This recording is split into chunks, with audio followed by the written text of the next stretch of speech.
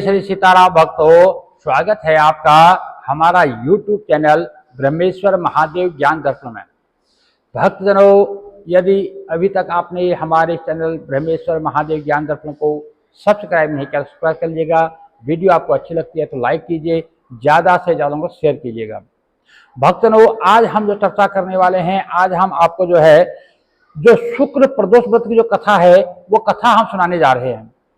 भक्तजनों, क्योंकि हम जो हर बार जो प्रदोष व्रत आता है उसकी कथाएं हम आप लोगों को सुनाते हैं और बहुत से लोगों को उसको लाभ मिलता है और सुनते हैं तो उनका कमेंट में हमें मैसेज मिलता है कि उनको इसका लाभ मिलता है, उनको कथा सुनने को मिलती है। हमारी जो भी कथाएं होती हैं ये हमारे शास्त्रों पर आधारित होती हैं, किसी प्रकार की कोई मनगढ़ंत कथाएं नहीं होती है। और हमें जो भी व्यक्ति प्रदोष का व्रत करता है उसको प्रदोष व्रत की कथा जरूर सुननी चाहिए। जो व्यक्ति किसी कारण से उस व्रत को करने में असमर्थ है, कोई अस्वस्थता के कारण या बुढ़ापे के कारण या किसी कारण से कोई व्रत को करने में असमर्थ है, कथा उसको भी सुननी चाहिए। सुबह अपना प्रातः काल उठ करके भगवान का अभिषेक कर दिए, भगवान का पूजन कीजिए, पूजन के बाद कथा श्रवण करने के बाद अपना भोजन पा सकते हैं। भक्तों, क्योंकि कथा सुनने से मनुष्य के आधे से ज्यादा पाप नष्ट हो जाते हैं। क्योंकि कथा सुनने से हमारे मन में भक्ति और वैराग्य की प्राप्ति होती है, भक्ति जागृत होती है, इसलिए हमें कथाएं जरूर सुननी चाहिए। भक्तों, जो शुक्र प्रदोष की व्रत की जो कथा है वो इस प्रकार से है।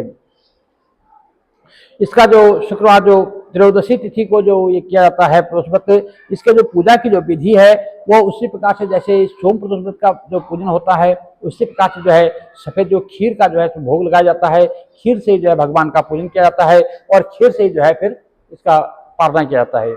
तो सूर्य जी महाराज बोले कि प्राचीन काल की बात है, एक नगर में तीन मित्र रहा करते थे, तीन दोस्त थे और वो तीनों में बहुत घनिष्ठ मित्रता थी। तीनों मित्र थे।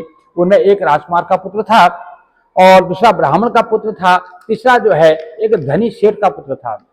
तो राजकुमार और ब्राह्मण के जो पुत्र थे उनका विवाह हो चुका था, लेकिन जो सेठ जो धनी थे उनके जो पुत्र था उसका विवाह तो हो गया था परंतु उसका गौना नहीं हुआ था। क्योंकि पहले जमाने में क्या होता था, गौना हुआ करता। गौना का मतलब होता था शादी हो जाती थी और विवाह के पश्चात कुछ 5 साल 7 साल 10 साल के बाद कन्या को लाया जाता था, उसको गौना बोला जाता था।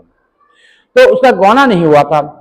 एक दिन तीनों मित्र आपस में ऐसे चर्चाएं कर रहे थे, अपनी स्त्रियों की बातें कर रहे थे, तीनों के मन में अपने प्रसंग सुना रहे थे। तो उसमें जो ब्राह्मण का पुत्र था वो नारी की प्रशंसा करते हुए कहा कि नारीहीन घर भूतों का डेरा होता है, अर्थात जिस घर में नारी नहीं होती है उस घर को भूत के भवन के समान समझना चाहिए। तो जब सेठ के पुत्र ने यह वचन सुना तो उसको अच्छा नहीं लगा। उसके मन में आया कि मुझे भी अपनी पत्नी का ले आना चाहिए, अपनी पत्नी को लेना चाहिए, यानी अपना गौना कर लेना चाहिए, अपनी पत्नी को ले आना चाहिए।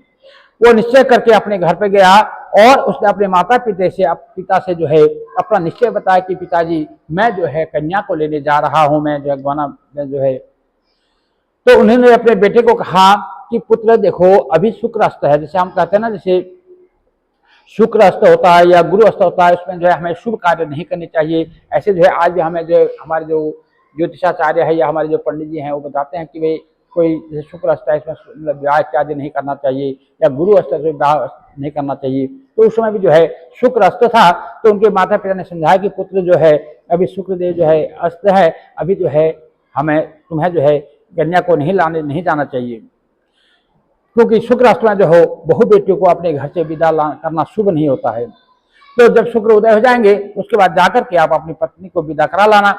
तो सेठ अपने जिद से टस से मस नहीं हुआ, वो अपने जिद पर अड़ा रहा और वो जिद में अपने ससुराल पहुंच गया। अपने ससुराल में जहाँ पहुंचा तो अपने सासुर के आगे भी बताया कि मैं अपनी पत्नी को लेवाने आया हूँ। तो उन्हें उसे समझाने बहुत कोशिश की कि अभी शुक्रदेव अस्त है, अभी कन्या को हम विदा नहीं कर सकते, परंतु वह नहीं माना। तो उन्होंने विवश होकर के कन्या को उसके साथ विदा कर दिया। अब ससुराल से विदा होकर के पति नगर से बाहर निकले थे, काफी खुश थे कि अभी उनकी बैलगाड़ी का आगे चल करके उनकी बैलगाड़ी उस टाइम में मोटर गाड़ियां तो होते नहीं थे, उस टाइम तो बैलगाड़ियां या घोड़े इत्यादि हुआ करते थे। तो बैलगाड़ी से लिवा ला रहे थे तो बैलगाड़ी का पहिया उनका टूट गया और एक बैल की टांग टूट गई। अब पत्नी की जब बैलगाड़ी का पहिया टूटा तो बैलगाड़ी नीचे गिरी तो उनकी पत्नी भी नीचे गिरी, उनकी पत्नी को काफी चोट आ गई। अब सेठ पुत्र ने जो है आगे चलने का प्रयत्न जारी रखा, फिर वो किस तरह से आगे निकला, तो तभी आगे जो है उनको डाकुओं ने जो है उनको घेर लिया और जो उनके बाद धन धान्य इत्यादि जो था वो सब जो है वो डाकू जो है लूट करके ले गए। अब सेठ का पुत्र जो है अपनी पत्नी से दौड़ता फिरता हुआ अपने घर पहुंचा, लेकिन क्या हुआ, घर जाते ही जो सेठ का जो पुत्र था उसको एक काले सांप ने जो है उसको डस लिया। अब उसके पिता ने जो है वहां पर वैद्यों को बुलाया और जब वैद्यों ने उनको देखा, देखने के बाद ने घोषणा की कि तुम्हारा पुत्र को जो है जहर चढ़ गया, इसको जो सांप का जो विष है इसके शरीर में प्रवेश कर चुका है, शरीर में प्रवेश कर चुका है, ये जो है 3 दिन में जो है मर जाएगा, 3 दिन के बाद इसकी मृत्यु हो जाएगी। तो उसी समय जो है इस घटना का जब पता लगा तो उनका जो एक दोस्त था, जो उनका मित्र था ब्राह्मण पुत्र, जब उसको इस घटना का पता लगा तो वो अपने मित्र के पास पहुंचा, तो उसने सेठ से कहा कि आप अपने पुत्र को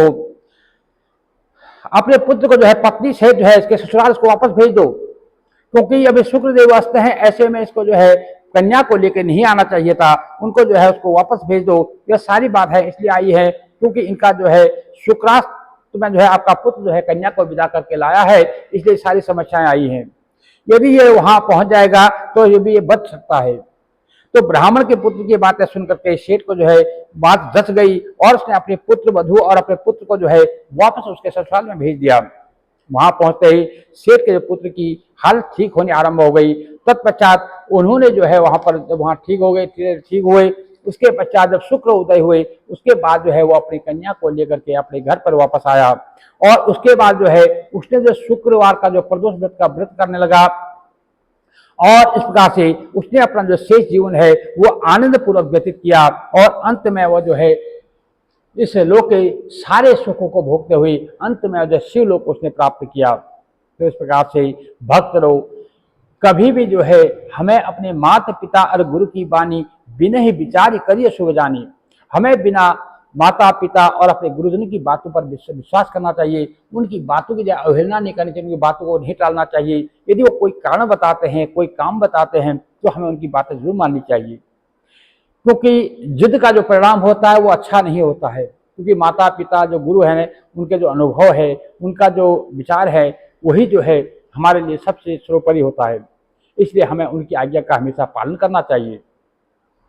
तो इस प्रकार से सभी भक्तों को जो है ये शिव प्रदोष का व्रत करना चाहिए, शिव प्रदोष के व्रत की कथा सुननी चाहिए और भगवान भोलेनाथ से जो है अपनी मन की इच्छा पूर्ण करने वाला जो है वर प्राप्त करना चाहिए। क्योंकि भगवान भोलेनाथ जो है अवघड़ दानी है, जब वो देते हैं तो वो ये नहीं देखते कि आगे मांगने वाला पात्र है कि कुपात्र है, इसलिए जो मांगने वाला मांगता है वो सब दे देते हैं।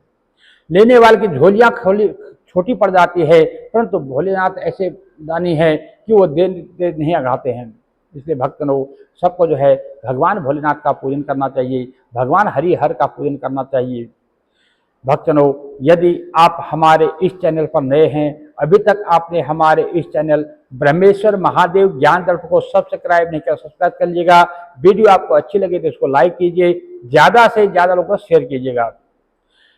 भक्तजनों आपका जो लाइक करते हैं तो वो जो हमारे लिए बहुत ज़्यादा महत्वपूर्ण होता है। आप लाइक करते हैं तभी हमें पता चल पाता है कि वीडियो आपके लिए कितने आपके काम की है। भक्तजनों इसलिए लाइक जरूर किया कीजिए। भक्तजनों आप भगवान भोलेनाथ जो है अपने चरणों की जो है आप सबको भक्ति प्रदान करें। जय जय श्री सीताराम भक्तों।